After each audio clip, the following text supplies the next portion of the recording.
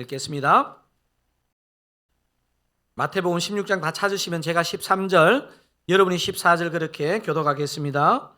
예수께서 빌립보 가이사랴 지방에 이르러 제자들에게 물어 이르시되 사람들이 인자를 누구라 하느냐? 이르되 들으는 세례 요한, 들으는 엘리야, 어떤 이는 예레미야나 선지자 중에 하나라 하나이다. 이르시되 너희는 나를 누구라 하느냐? 시몬 베드로가 대답하여 이르되 주는 그리스도시요 살아계신 하나님의 아들이시니이다. 예수께서 대답하여 이르시되 바요나 시몬아 내가 복이 있도다. 이를 내게 알게 하니는 혈육이 아니요 하늘에 계신 내 아버지시니라. 또 내가 내게 이르노니 너는 베드로라. 내가 이 반석 위에 내 교회를 세우리니 엄부의 권세가 이기지 못하리라.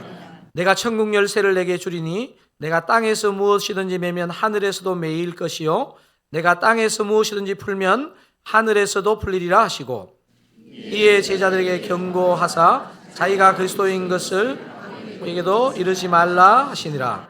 이때로부터 예수 그리스도께서 자기가 예루살렘에 올라가 장로들과 대제사장들과 서기관들에게 많은 고난을 받고 죽임을 당하고 제3일에 살아나야 할 것을 제자들에게 비로소 나타내시니 베드로가 예수를 붙들고 항변하여 이르되 주여 그리 마옵소서 일이 결코 주께 미치지 아니하리이다. 예수께서 돌이키시며 베드로에게 이르시되 사탄아 내 뒤로 물러가라. 너는 나를 넘어지게 하는 자로다. 내가 하나님의 일을 생각하지 아니하고 도리어 사람의 일을 생각하는도다 하시고 이에 예수께서 제자들에게 이르시되 누구든지 나를 따라오려거든 자기를 부인하고 자기 십자가를 지고 나를 따를 것이니라. 아멘. 모두 자리에 앉겠습니다. 오늘은 드사랑 비전 시리즈 5번째 시간이면서 저희 교회 5가지 비전 중에서 3번째 비전을 다룰 차례입니다. 여러분 드사랑교회 첫 번째 비전이 뭘까요? 예배, 풀어서 말하면 예배에 감격이 있는 교회, 이렇게 우리가 다루었습니다. 간절히 바라기는 저와 여러분의 이 공적인 예배, 또 삶의 예배마다 은혜와 감격이 가득하기를 간절히 바랍니다. 드사랑교회 두 번째 비전은 뭐죠? 다락방입니다. 그걸 어떻게 표현하느냐 하면 가족의 친밀함을 맛보는 교회입니다. 드사랑교회 안에 모든 모임이 저마다의 어떤 가치가 있겠지만 또 이 가족의 친밀함을 맛보는 소그룹인 다락방은 너무너무 중요합니다. 저는 우리 드사랑교회 모든 성도님들이 가족과 같은 소중한 다락방에 속하여 함께 울고 함께 웃으시기를 진심으로 그렇게 바랍니다. 오늘 저희 드사랑교회 3번째 비전인 훈련을 통해 성숙하는 교회라는 주제를 생각해 보려고 합니다. 사람마다 크고 작은 위기가 있습니다. 신앙생활을 열심히 한다고 위기가 안 오는 것은 아니죠. 우리처럼 하나님을 믿는 사람에게 찾아오는 가장 큰 위기는 내가 믿고 있는 이 신앙이 맞는가, 제대로 하고 있는가 하는 그런 회의나 의문이 들 때일 것입니다. 제 신앙에 이 정도 돌아보면 몇 차례에 많은 위기가 있었는데 제가 생각해 보니까 가장 큰 위기는 내 신앙의 근본에 대해서 고민할 때였습니다. 제가 이거는 말씀드린 적이 있지 싶은데요. 제가 이제 군대를 제대하고 복학하게 되어서 제 신앙을 돌아보니까 너무 덮어놓고 믿었다 이런 생각이 들더라고요. 그래서 뭐를 좀 알고 믿어야 되겠다 이런 결심이 들었습니다. 그래서 제가 복학하면서 내가 믿고 있는 기독교 신앙이 어떤 것인지를 점검하고 싶은 마음이 들었습니다. 그래서 제가 다니던 학교의 종교학과에서 개설하는 2과목을 그때 신청을 했는데요. 하나는 신약 성서 개론, 다른 하나는 종교 철학이라는 과목이었습니다. 당시에 저는 그래도 군 생활을 하면서도 참 열심히 하나님을 섬기고 만났기 때문에 학업을 감당하면서도 하루에 이 정도는 해야 되겠다 생각하면서 하루에 1시간 정도 말씀 묵상을 하고 1시간 정도는 학교 안에 있는 성당에 가서 기도를 했습니다. 사실 성당들이 보통 보면 조용하잖아요. 그래서 막 큰 소리로 기도할 수 없어 막 답답할 때는 학교 뒷산에 올라가 가지고 기도하고 그랬는데요. 어느 날부터 그 기도하던 그 습관에 진짜 위기가 찾아왔습니다. 보통 기도를 어떻게 마칩니까? 예수님의 이름으로 기도드립니다. 이렇게 마치잖아요. 이 구절이 입에서 안 나오는 거예요, 제가 좀 전에 말씀드린 신약 성서개론, 종교 철학 이 두 과목을 수강하면서 내가 이 두 과목이 어떤 신학적인 베이스를 가지고 가르치는지 너무 모르고 들었던 것입니다. 이 두 분의 교수님이 제일 싫어하는 게 뭐냐 하면요, 예수님에 관해서 우리 기독교인들이 오직 예수님 이런 걸 제일 싫어하시더라고요. 예수 그리스도로만 구원자라는 생각이 독선이라는 거예요. 저는 그렇게 믿고 왔는데, 그러니까 이분들에게 이 논리가 뭐냐면요, 한국 사람의 경우 수천 년부터 무속신앙이나 불교를 통해서 자신의 하나님을, 신을 섬겼는데 왜 꼭 예수님을 통해서 하나님을 만나느냐는 겁니다. 나중에 제가 이제 공부를 해보니까 이게 종교학적인 용어로 종교다원주의라고 부릅니다. 어떤 방법으로 가든지 자신이 갖고 있는 그 어떤 종교를 가지고 하나님을 만날 수 있다는 거예요. 몇 주 전에 말씀드린 것처럼 당시에 제 지도 교수님도 영시를 가르치는 영국분 가톨릭 수사셨는데 방에 부처 초상이 걸려 있었던 것입니다. 특별히 종교 철학을 가르치는 교수님은 딱 첫 시간에 그러더라고요. 여러분 가운데 교회 다니시는 분 있죠? 신앙의 뿌리를 제가 흔들어 드리겠습니다. 이러더라고요. 제가 신앙의 뿌리가 흔들렸어요, 사실은. 처음에는 그 두 분의 교수님의 그런 접근이 저한테 거부감이 있었지만요, 어느 날 이런 생각이 들더라고요. 이게 맞을 수도 있겠다. 이게 더 관용적인 부분도 있네. 왜냐하면 그 당시에 아직 믿지 않는 가족들이 이 기독신앙으로 돌아온다는 것은 저한테 너무나 어렵게 느껴졌기 때문에 오히려 어느 길을 통해서든 그 삶 속에서 그냥 그 믿고 있는 것 속에서 신실하게 살면 구원받는다는 그 가르침이요, 제 마음에 굉장히 혹했던 것 같아요. 이런 고민을 지속하다 보니까 매일 정기적으로 말씀을 읽고 기도하는 습관이 제게 위기가 된 것입니다. 심지어 어떤 날은 막 기도를 주구장창하고 내가 연부를 외우는지 기도를 하는지 모를 정도로 길게 하고 예수님의 이름으로 의도적으로 기도를 안 하는 거예요. 뭐 어떤 분의 이름으로 하든지 받으시겠지 막 이런 마음도 들고, 제가 이렇게 담담하게 고백하니까 여러분들은 뭐 그런 것 가지고 고민하나 이렇지만 그때 저는 심각했습니다. 내가 계속 교회를 다녀야 하나? 내가 이런 방식으로 계속 하나님을 믿어야 하나? 하는 근본적인 회의가 있었습니다. 다양한 책들을 찾아서 읽어보고 당시 저희 학교에 있는 그 기독교 철학자로 되게 유명한 강영환 교수님도 찾아가고 해도 제 마음에 시원한 답이 오지 않았습니다. 책, 사람, 고뇌, 명상 이런 거로 제가 고민했던 게 해결이 안 되었습니다. 제가 그런데 하나 발견한 게 있습니다. 저에게 그 과목을 가르치는 두 분 교수님처럼 모든 종교 속에 구원이 있다고 가르치는 사람들의 공통적인 특징을 하나 내가 발견했습니다. 성경의 권위를 인정하지 않고 있다는 사실입니다. 이분들은 성경을 굉장히 가치 있는 사료 정도로 생각하지 저처럼 하나님이 영감한 말씀으로 믿고 있는 게 아니더라고요.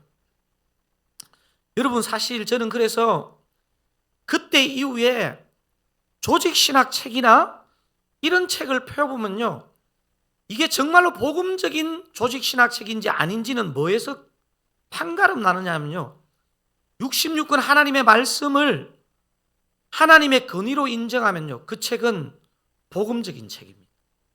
그런데 어떤 학문이 깊은 사람의 사사로운 영향력 있는 그런 것으로 생각하면요, 이 모든 뿌리가 흔들립니다.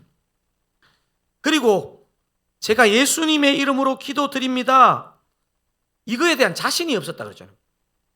만약에 불교에 그럼 진리가 있으면 어떡하지? 이슬람교는 그러면 저렇게 진지하게 사는데 구원이 없단 말인가?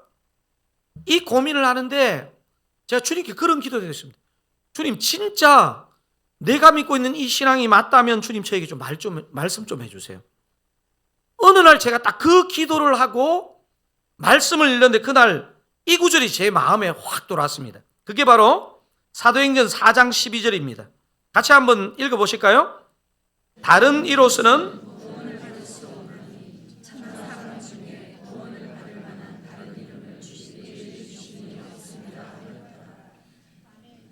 여러분 보니까요, 말씀의 권위를 신적인 권위로 인정하는데 그 말씀 속에 다른 이로서는 구원을 받을 수 없대요. 성경이 거짓말할 리가 없잖아요. 그리고 제가 그 방황을 끝내게 되었습니다. 오늘 이제 이 훈련이란 주제를 이번 한 주간 제가 공부하고 묵상하면서 좀 전에 있었던 이 일이 왜 스쳐갔느냐 하면요, 여러분 오늘 본문을 보시면 좀 이해하게 됩니다. 여러분의 신약 첫 책인 이 마태복음이 몇 장까지 있죠? 20몇 장이 있죠? 28장까지 있죠. 그러면 마태복음을 두 분으로 나누면 몇 장에서 나뉠까요? 14, 14가 15장에서 이제 후반부가 시작될까요? 여러분 오늘 읽었던 그 본문이 있잖아요. 마태복음을 전반부와 후반부로 나누면 후반부의 시작 구절입니다. 그 부분이. 여러분은 요 마태복음을 읽을 때 그런 관점으로 읽었는지 모르겠는데요. 이 오늘 본문이 나오는 마태복음 후반부와 전반부에 명확한 차이가 있습니다. 무슨 차이가 있냐면 마태복음 전반부에는요, 예수님의 이적, 또 여기 성경적인 표현으로 표적, 이게 많이 나옵니다. 그런데 오늘 읽었던 이 본문을 포함한 이 부분부터 후반부 끝까지 기적, 표적, 이런 것이 거의 싹 사라집니다. 기적과 표적이 사라진 그 자리에 뭐가 딱 들어오느냐 하면요, 말씀과 십자가가 중요해집니다. 뭐와 뭐가 중요해진다고요? 말씀과 십자가가 중요해집니다. 이런 큰 흐름의 변화를 이해한다면요, 오늘 본문의 예수님이 예전과 전혀 다른 자신의 소개를 할 때 베드로가 너무 충격받은 모습은 저는 너무너무 이해가 됩니다. 사실 예수님이 기적과 능력을 행하시는 것을 보면서 제자들은 자기식으로 예수님을 이해했습니다. 이 사람의 이 선입관, 확정 편향이 얼마나 무서우냐 하면요, 예수님은 아마 삶으로 그걸 드러냈을 텐데도 예수님의 능력과 기적과 표적을 맛봤거든요. 그래서 이제 예수님이 이제는 얘들 생각 속에 있는 잘못된 생각의 거품을 걷어내야 되겠다는 생각을 하고 오늘 이 대화를 시작합니다. 그게 바로 오늘 본문의 첫 절 두 절입니다. 제가 13절 먼저 한번 읽어보겠습니다. 예수께서 빌립보 가이사랴 지방에 이르러 제자들에게 물어 이르시되 사람들이 인자를 누구라 하느냐. 여러분 14절 읽겠습니다.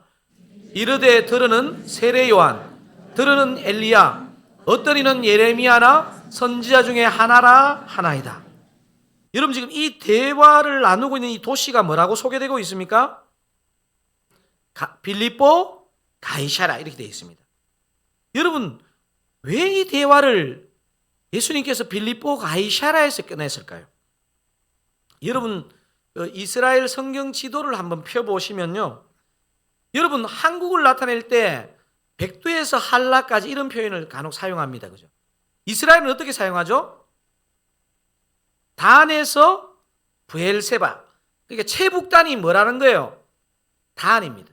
이 단이 있는 곳이 바로 빌립보 가이사랴라고 보면 됩니다. 갈릴리 호수에서 북쪽으로 한 40km 떨어진 곳에 세워진 도시인데요, 이름이 좀 독특하잖아요.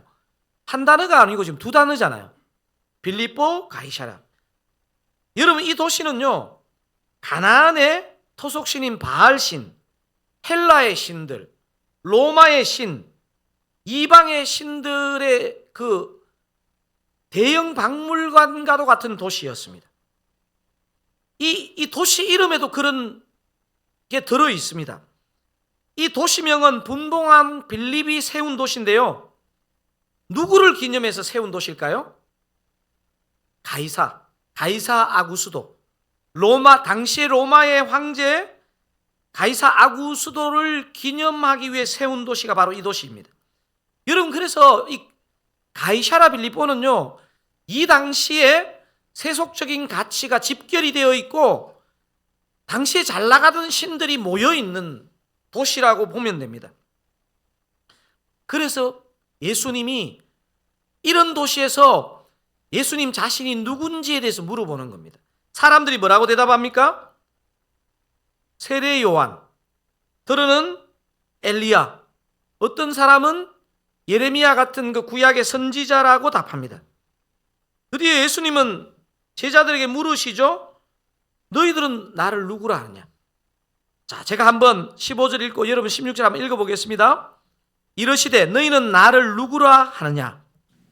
시몬 베드로가 대답하여 이르되 주는 그리스도시요 살아계신 하나님의 아들이시니이다. 지금 시몬 베드로가 뭐라고 답합니까? 주는 그리스도시요 살아계신 하나님의 아들이시니이다. 여러분, 이 본문이 세계복음서에 나옵니다. 마태, 마가, 누가에 나오는데요. 특별히 마태복음에 나오는 이 시몬 베드로의 주님에 대한 고백은요, 100점입니다. 100점. 여러분, 주는 그리스도시요. 그리스도가 뭡니까? 메시아죠, 메시아. 요즘 우리로 표현으로 하면 구세주, 구주입니다. 예수님만이 나의 구주입니다. 이렇게 고백하는 겁니다. 그 다음에 나오는 살아계신 하나님의 아들은 뭘까요? 당신이 전능자이고 창조자입니다. 아까 두 번째 우리 찬양할 때 보니까 나의 창조자, 나의 구원자 이렇게 고백했잖아요. 바로 이 고백입니다. 여러분, 예수님은 나의 치료자, 나의 공급자 할 수 있지만요, 가장 중요한 두 가지의 신앙 고백을 이 안에 담아놨습니다. 예수님은 나의 구주입니다. 예수님은 전능하신 분입니다.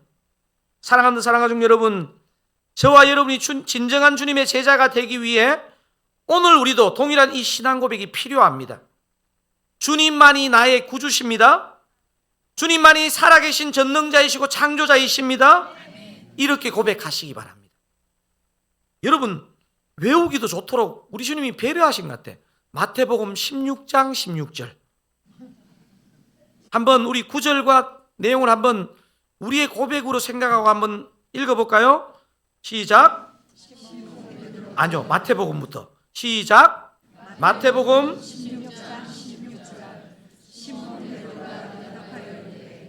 주는 그리스도시요 살아계신 하나님의 아들이시니이다. 아멘. 엄청난 칭찬을 이제 이후에 예수님이 하게 되는데요. 참된 제자에게 반드시 필요한 게 뭐라는 겁니까? 신앙 고백이라는 겁니다. 그래서 제자 훈련, 제자가 되는데 가장 우선적인 게 뭐라는 겁니까? 신앙 고백. 풀어서 얘기하면 예수님에 대한 바른 신앙 고백이 필요합니다. 여러분에게 예수님은 누구시죠?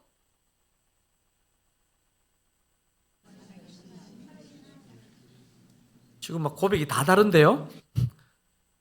여러분에게 예수님은 여러분의 유일한 구주십니까? 아멘. 여러분에게 예수님은 창조주요 전능자이십니까? 아멘. 이게 다음 주에 할 세례식 미리 당겨서 하는 것 같아요. 저와 여러분에게 주는 그리스도시요 살아계신 하나님의 아들이신 줄로 믿습니다. 아멘. 이렇게 고백한 베드로가 훗날 사도행전 4장에서 바로 이런 신앙 고백 위에 확신을 가지고 설교를 했을 때 저 같은 사람이 이 베드로의 설교에 은혜를 받고 헷갈림에서 확신으로 돌아섰다는 거 아닙니까? 그게 바로 사도행전 4장 12절이잖아요. 다른 이로서는 구원을 받을 수 없나니 천하 사람 중에 구원을 받을 만한 다른 이름을 우리에게 주신 일이 없음이라 하였더라. 여러분, 제가 볼 때 그냥 교회에서만 열심히 사는 여러분은 잘 모르겠지만요, 여러분의 자녀나 요즘 이 시대는요, 이걸 확신이라고 얘기하지 않고 독선이라고 비난합니다. 삶의 다른 부분은 우리가 관용적이어야 하지만요, 신앙 고백은 분명해야 됩니다. 제가 볼 때 이 크리스찬이 이 두 개가 구분이 안 되면요, 굉장히 거꾸로 됩니다. 인격은 독선적이고 신앙 고백은 흐릿하고 이러면 안 되고요. 우리가 할 수 있으면 관계나 인용은 관용적이어야 하지만 신앙 고백은 명확해야 됩니다. 제가 볼 때 이 신앙 고백이 명확해야지 그 다음에 진도가 나가는 것입니다.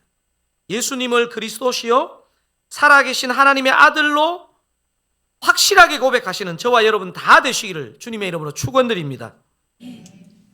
이 신앙 고백이 얼마나 놀라웠는지 주님이 있잖아요, 성경에 보면 이 정도로 칭찬했을까 싶은 칭찬을 하십니다. 마태복음 16장 17절 제가 한번 읽어보겠습니다. 예수께서 대답하여 이르시되 바요나 시몬아 내가 복이 있도다. 이를 내게 알게 하니는 혈육이 아니요 하늘에 계신 내 아버지 신이라. 자, 18절 여러분 같이 한번 읽어볼게요. 또 내가 내게 이르노니 너는 베드로라. 내가 이 반석 위에 내 교회를 세우리니 음부의 권세가 이기지 못하리라. 여러분 조금 전에 읽었던 그 17절에 이것을 알게 하신 분이 누구라는 거예요? 하늘에 계신 내 아버지. 네가 똑똑해서 그런 게 아니다. 이 신앙 고백이 얼마나 중요했는지 예수님은 당신의 교회를 18절에서 어디에 세우겠다고 했습니까? 이 반석 위에. 제가 교회 시리즈 할 때 이 반석의 의미를 설명한 적이 있습니다. 이 반석이 뭐죠? 베드로입니까?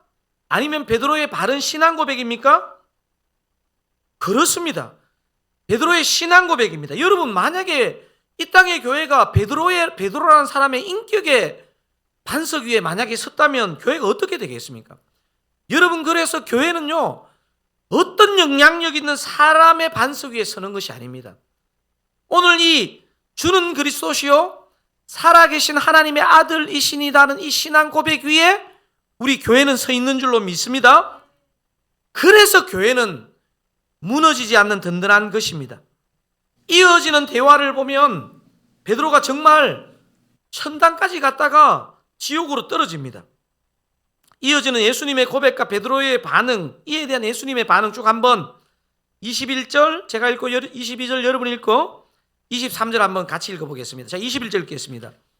이때로부터 예수 그리스도께서 자기가 예루살렘에 올라가 장로들과 대제사장들과 서기관들에게 많은 고난을 받고 죽임을 당하고 제3일에 살아나야 할 것을 제자들에게 비로소 나타내시니. 여러분 22절 베드로가 예수를 붙들고 항변하여 이르되 주여 그리 마옵소서.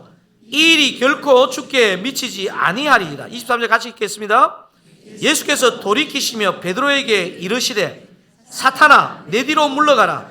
너는 나를 넘어지게 하는 자로다. 내가 하나님의 일을 생각하지 아니하고 도리어 사람의 일을 생각하는도다 하시고. 여러분 지금 모노톤으로 읽으시는데 이 내용, 이 맥락을 생각해 보면요, 저는 22절의 베드로가 너무 이해가 돼요. 아니 자신의 생업을 다 버리고 인생을 걸고 예수님을 따라다녔고요. 아마도 베드로는 그렇게 생각했는 것 같아요.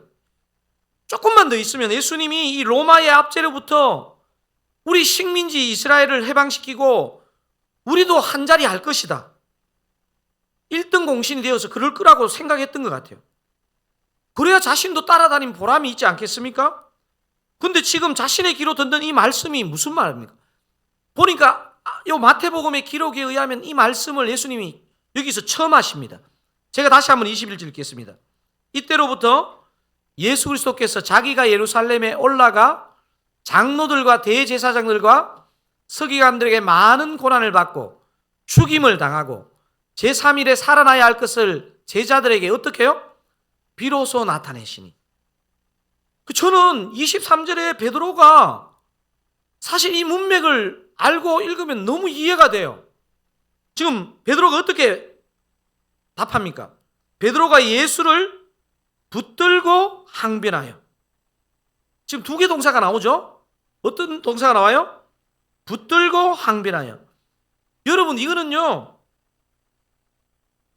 제 생각에 설마 예수님 그 스승의 멱살까지는 안 잡았다 하더라도요, 그냥 소리 지른 게 아닙니다. 분명히 옷 소매가 됐든 몸에 있는 옷이 됐든 잡아서 흔들었다는 뜻이에요. 여기 붙잡았다는 뜻이.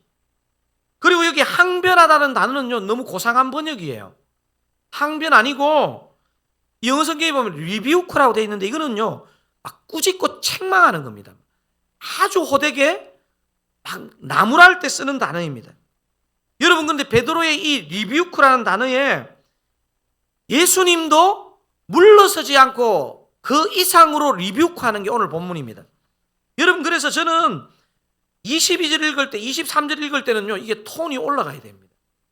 제가 23절, 여러분 그런 톤으로 한 23절 한번 읽어보실래요? 자, 예수님의 심정을 읽는 겁니다. 자, 시작. 예수께서 돌이키시며 베드로에게 이르시되, 사탄아, 내 뒤로 물러가라. 너는 나를 넘어지게 하는 자로다. 내가 하나님의 일을 생각하지 아니하고 도리어 사람의 일을 생각하는도다 하시고. 자, 예수님께서 돌이키시며 베드로에게 뭐라고 하십니까? 그렇게 차분하게 하시면 안 됩니다. 사탄아, 위로가 되겠습니까? 진짜 예수님도 진심으로 사탄아 그랬던 거예요. 또 이걸 잘못 써먹고 다른 사람한테 사탄아 이러시면 안 되고요. 그만큼 이 예수님도 이 말에 마음이 어려웠던 거죠.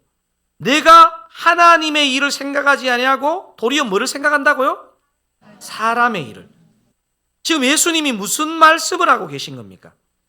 조금 전 너 신앙 고백을 바르게 했지만 바로 사탄에 걸려 넘어질 수 있다, 이야기를 하고 있는 겁니다. 여러분, 그래서 제자 훈련의 중요한 것은요, 영적인 눈을 뜨는 것입니다. 바른 신앙 고백 너무 중요한데요, 제자 훈련에 빠지면 안 되는 게 뭐냐면 영적 각성입니다. 바른 신앙 고백이 있어도 사람의 일을 생각할 때 사단에게 넘어갈 수 있다는 것을 우리가 염두에 두어야 합니다. 저는 제가 보니까 저를 포함해서 여러분 가운데 신앙이 좋은 사람은요, 절대로 안심하지 않습니다. 나도 사단에게 넘어질 수 있다. 우리 공동체도 넘어질 수 있다. 우리 모임도 넘어질 수 있다. 이렇게 생각을 합니다. 중요한 건 뭡니까? 왜 사단에 넘어집니까? 사람의 일을 생각할 때 그렇습니다. 여러분, 사람의 일을 생각한다는 것은요, 아유, 저 사람 인간적이야, 그런 뉴트럴한 의미가 아닙니다. 혹은 좋은 의미가 아닙니다. 사단의 일, 사단의 게임에 영적으로 속는 것을 말합니다. 여러분, 예수님에 대한 바른 신앙 고백이 있어도 사단에게 얼마든지 넘어갈 수 있음을 여러분 꼭 아시기 바랍니다. 어떻게 보면요, 은혜 받을 때 사단은 더 바라갑니다.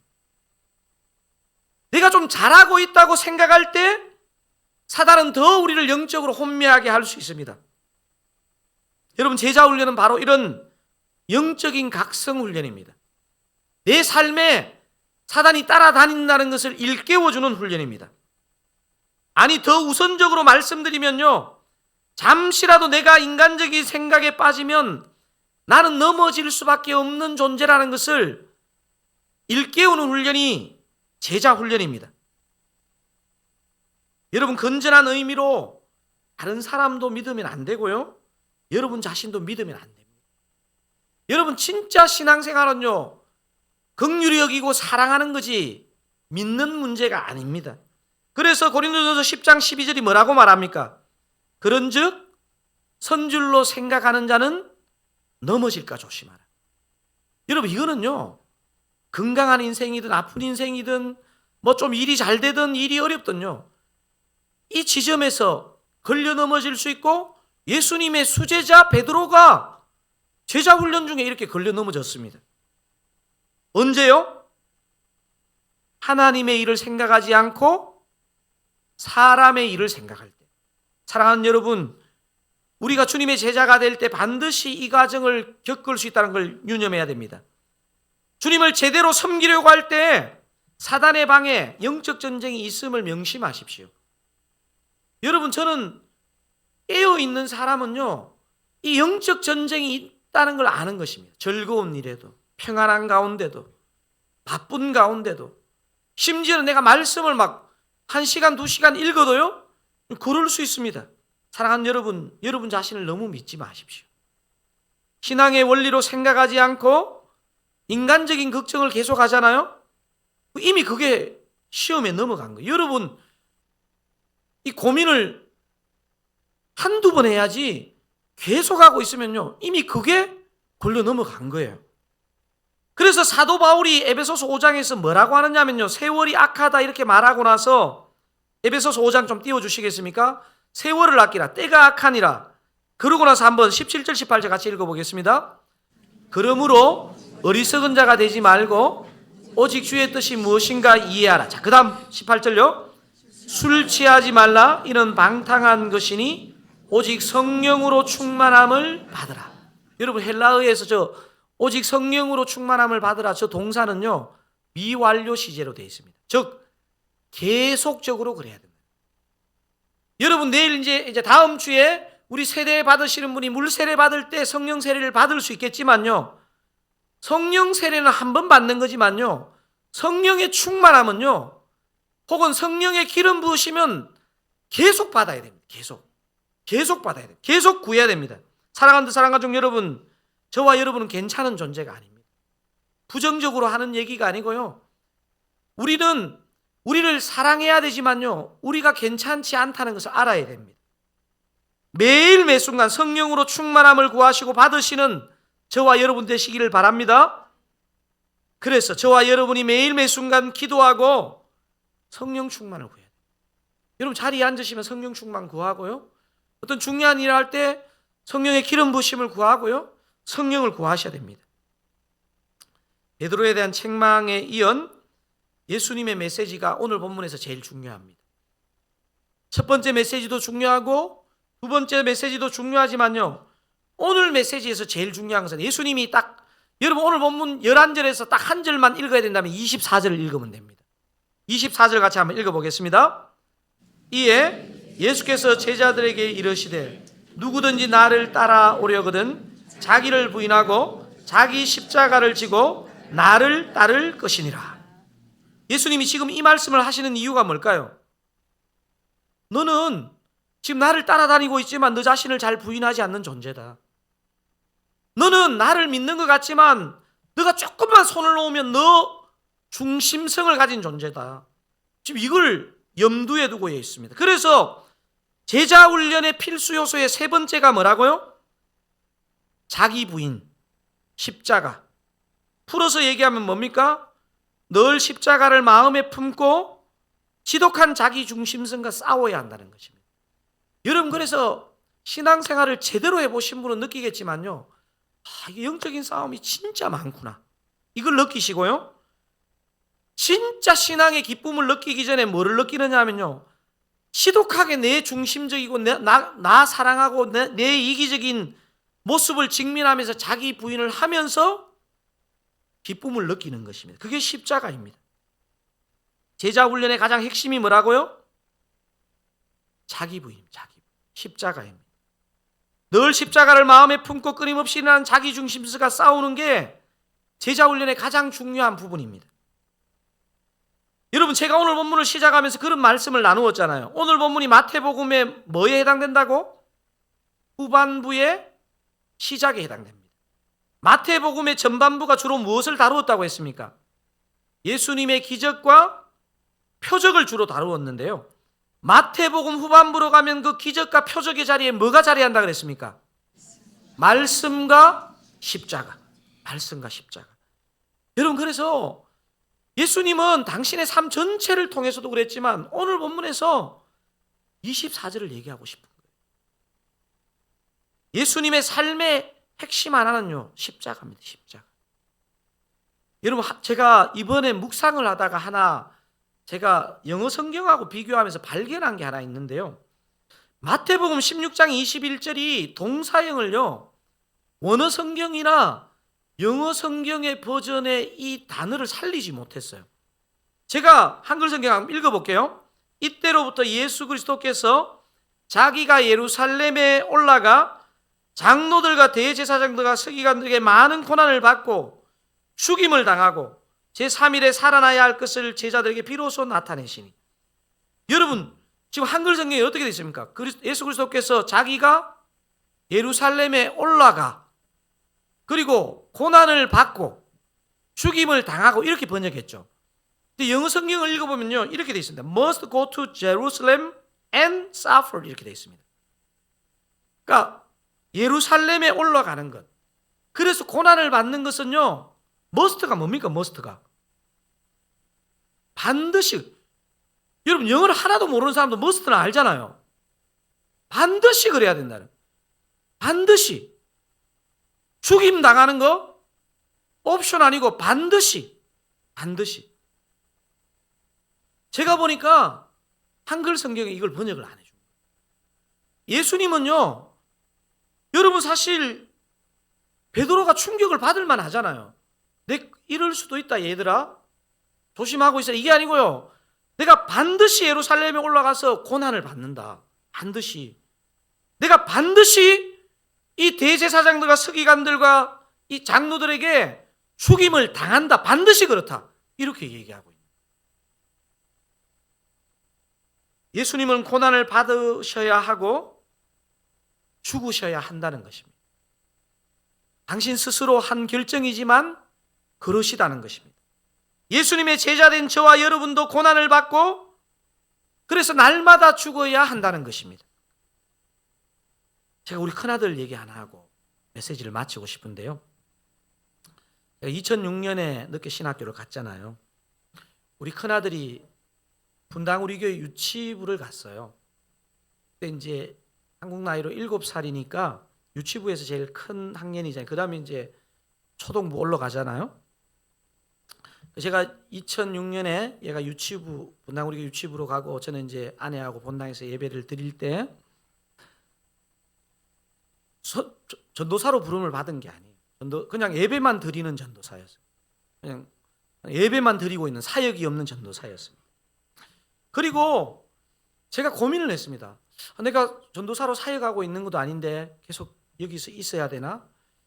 근데 이 큰 놈이 어느 날 엄마한테 얘기하면서 그랬다는 거예요. 엄마, 너무 좋은 교회 데려와줘서 고마워. 제가 그래가지고 내가 사역도 안 하고 있는데 분당 우리 교회를 떠나야 되나 생각했는데 그 말을 듣고 주님이 좀 더 기다리시란 모양이다 하고 있게 됐어요. 근데 그리고 이제 우리 아내가 이제 애를 어차피 유치부 가는 길이기 때문에 한동안 유치부 교사를 좀 했어요. 그리고 제가 이제 2007년부터 사역을 하면서 그 유치부에 아는 권사님이 어느 날 제게 그런 얘기를 하더라고요. 목사님, 그때 목사가 아니죠. 전도사님, 우리 큰아들 너무 대견한 것 같아요. 제가 왜요? 이랬더니 어느 날 저는 우리 아내가 얘기를 안 해가 저도 몰랐거든요. 유치부 얘가 지 또래에 비해서 키도 크고 얘가 운동신경이 엄청 좋아요. 그리고 태권도를 그러고 나서도 막 엄청 오래 했거든요. 근데 지보다 훨씬 작은 꼬마가 아마 동생이었던 것 같아요. 얘가 보니까 그날 무슨 일이 있었는지는 모르겠는데 하여튼 우리 큰아들한테 막 욕을 하고 주먹을 휘두르고 막 이런데 우리 아들이 방어만 했다는 거예요. 방어만. 여러분 요즘 우리 사회훈련생들 지금 성경 퀴납적 성경 연구의 관찰, 해석, 적용 요거 배우거든요. 요까지는 관찰입니다. 근데 이 권사님이 너무 많은 해석을 했어. 저에게. 관찰만 들려주셔야 되는데 아마 그랬다는 거예요. 그러면서 이분이 이 큰아들이 아빠가 전도사인데 아빠가 곤란해지면 안 되니까 그렇게 참더라면서. 보니까 한 방만 때리면 넘어갈 것 같은데 권사님이 이렇게 감동을 하여 해석하고 막 또 거기 또 우리 아내까지 칭찬하네요.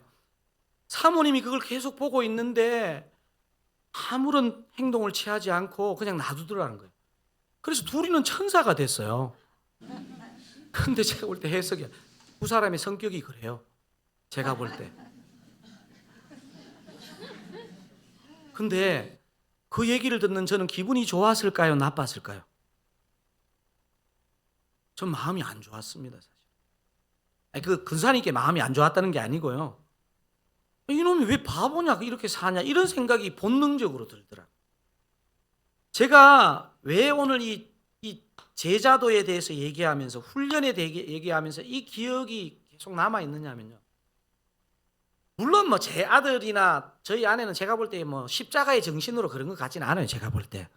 아, 그런가? 근데 이게 우리 주님의 길이고요. 정말 제자 훈련을 받아야 되는 이유고, 목회자와 순장과 섬기는 자가 되어야 되는 이유인 것 같아요. 우리는요, 자꾸 우리의 어떤 믿음이 좋아져서 우리의 무엇을 키우려고 합니다. 여러분, 지난 한 주를 돌아보면서 다른 거 다 떠나서 사람과의 관계 속에서, 어떤 일 속에서 여러분 진짜 나는 이제 십자가의 은혜를 알기 때문에 저도 된다, 이렇게 생각하면서 사셨습니까?